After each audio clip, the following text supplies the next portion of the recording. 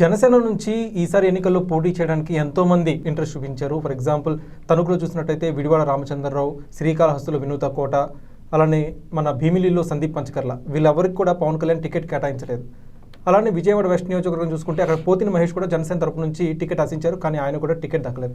ఇవాళ ఆయన జనసేన పార్టీకి రాజీనామా చేశారు. ఆయన వైసీపీలోకి వెళ్తున్నారని చెప్పి ఊహాగానాలు కూడా నెలకొన్నాయి. అయితే ఆయన పవన్ కళ్యాణ్పై వల్ల తీవ్రస్థాయిలో విరుచుకుపడ్డారు. ఆ వ్యాఖ్యలు ఎలా చూడొచ్చు? పార్టీ నమ్ముకొని పార్టీలో జెండా మోస్తూ ఈ పార్టీ భవిత అని డెడికేటెడ్గా పనిచేసే నాయకులు, కార్యకర్తలు కూడా ఉంటారు. ఏదో అంటారు చూడు, తుఫాన్ వచ్చినా, ఉప్పెన్ వచ్చినా, ఏది జరిగినా సరే కొంతమంది పార్టీని మారడానికి అస్సలు ఇష్టపడరు. అలాంటి కార్యకర్తలకి హెడ్ ఎండ్ అంటే పార్టీ అధిష్టానం సరైన గుర్తింపు, న్యాయం చేయకపోతే ఖచ్చితంగా ఒక రకమైన ఆవేదన, మనోవేదన,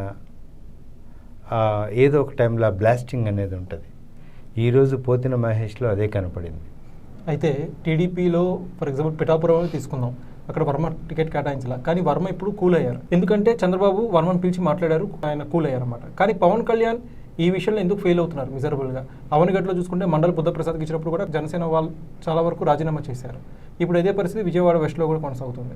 ఎందుకు పవన్ కళ్యాణ్ కార్యకర్తను పిలిచి మాట్లాడట్లేదు అనే విషయంపై ఇప్పుడు ప్రశ్న తలెత్తుతోంది. అంటే ఒకటి, తాడేపల్లిగూడెం సభలో పవన్ కళ్యాణ్ ఒక సందేశం ఇచ్చారు, ఒక ప్రకటన చేశారు. అవకాశాలనే ఒక్కసారి అందరికీ ఇవ్వడం కష్టం. గ్రాడ్యువల్గా పార్టీని నమ్ముకున్న ప్రతి ఒక్కరికి దశల వారీగా న్యాయం చేస్తాం అనే అంశాన్ని చెప్పారు. కాకపోతే సహనం ఉండాలి, ఓపిక ఉండాలి. నటుడు ఎప్పుడూ రాజకీయ నేత కాలేడు, జీవితంలో నటిస్తూనే ఉంటాడు తప్పితే సామాన్య కార్యకర్తలకి న్యాయం చేయలేడు, రాజకీయంగా పనికిరాడు అనే కోణంలో కూడా ఘాటు వ్యాఖ్యలు చేసిన సందర్భం అయితే మనం చూసాం. సొంత డబ్బులు ఖర్చు పెట్టి నియోజకవర్గంలో పార్టీ బలోపేతానికి కృషి చేసిన వాళ్ళకి ఇవాళ రిక్తహస్తాలు ఎదురవుతున్నాయి అధ్యక్షుల నుంచి. సో జనసేన అధ్యక్షుడు పవన్ కళ్యాణ్ ఇలానే కంటిన్యూ చేస్తే భవిష్యత్తులో ఆ పార్టీలో కీలక నేతలందరూ కూడా ఆ పార్టీ నుంచి తప్పుకుంటారనే విమర్శలు వస్తున్నాయి. దాంట్లో అంటే అందరూ ఒకేలాగా ఆలోచించారు కార్తీక్. కొంతమంది నాయకుడు చెప్పిన మాట వింటారు. ఎలా చెప్తున్నాడు పవన్ కళ్యాణ్? పొత్తులో భాగంగా మనం కొన్ని త్యాగాలు చేయాల్సి ఉంటుంది. రేపు పొద్దున అధికారంలోకి వచ్చిన తర్వాత ఎవరైతే త్యాగం చేశారో దానికి తగ్గట్టుగానే ఒక ఆమోదయోగ్యమైన వాతావరణం కల్పిస్తాము, అకామిడేట్ చేసి తీరుతామని చెప్తున్నారు. కొంతమంది కన్విన్స్ అవుతారు కార్తీక్, కొంతమంది ఇట్లాగే రెబల్గా మారే అవకాశం ఉంటుంది. కార్యకర్తల, నాయకుల త్యాగాల పునాదుల మీద పవన్ కళ్యాణ్ ఈరోజు ఒక గాలి మేడలు, ఒక సౌధాన్ని నిర్మించుకున్నారు అని కూడా ఒక ఘాటు వ్యాఖ్య చేశారు పోతిన మహేష్. అనేక సందర్భాల్లో పవన్ కళ్యాణ్ని నమ్మడానికి వీల్లేదు అనే ఒక ఆరోపణలు కూడా చేశారు.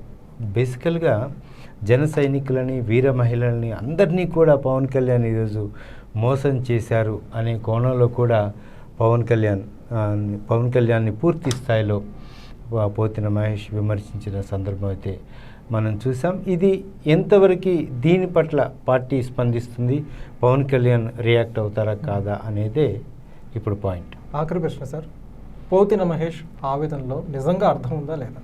అంటే ఒకటి, ఇంతకుముందు చెప్పాను నేను, రాజకీయాల్లో రకరకాల కారణాల వల్ల రకరకాల స్పందనలు ఉంటాయి కార్తీక్. ఈరోజు సీట్ రానంత మాత్రాన, రాజకీయంగా అకామిడేట్ కానంత మాత్రాన అధినాయకత్వం మీద విరుచుకుపడ్డం మనం చూస్తాం. నాట్ ఓన్లీ జనసేన, కాంగ్రెస్ పార్టీలో కూడా రేవంత్ రెడ్డి పిసిసి అయిన తర్వాత టికెట్ల కేటాయింపులో నిన్న మొన్నటి దాకా హనుమంతరావు కూడా తెలంగాణలో ఏదో ఒక విమర్శ, ఇది లోక్సభ ఎన్నికల్లో ఆయన కన్విన్స్ చేయడం, ఇట్లా రాజకీయ పార్టీ అన్న తర్వాత అలకలు, బుజ్జగింపులు ఈ సర్వసాధారణం.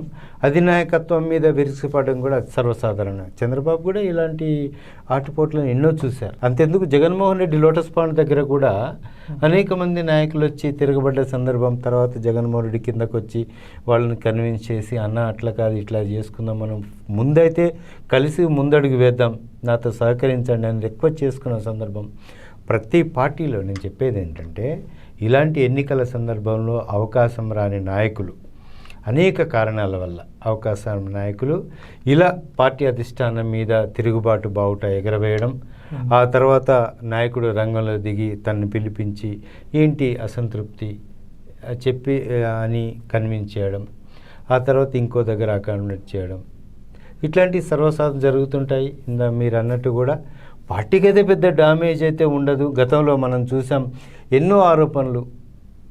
కాంగ్రెస్ పార్టీ రేవంత్ రెడ్డి అసలు ఎందుకు పనికొస్తాడు, అసలు అంత ఆవేశపరుడు కదా అని కోణంలో అధికారంలోకి తీసుకొచ్చి చూపించారు కదా రేవంత్ రెడ్డి. అట్లాగే ఒక్క నాయకుడు తిరుగుబాటు చేసినంత మాత్రాన పవన్ కళ్యాణ్కి పెద్ద నష్టం జరుగుతుంది అని మాత్రం చెప్పడానికి కూడా వీల్లేదు Karthik. So thank you sir. So viewers చూశారు కదా విజయవాడ వెస్ట్లో పరిస్థితి ఇది. పోతిన మహేష్ జనసేన కీలక నాయకుడు ఇవాళ ఆ పార్టీకి రాజీనామా చేశారు. ఇది జనసేనకు ఒక రకంగా బిగ్ బ్లో అని చెప్పుకోవాలి. దీనిపై పవన్ కళ్యాణ్ ఏం రెస్పాండ్ అవుతారు, తక్షణ కార్యాచరణ ఎలా ప్రారంభిస్తారనేది ఆసక్తికరంగా మారింది. Thank you.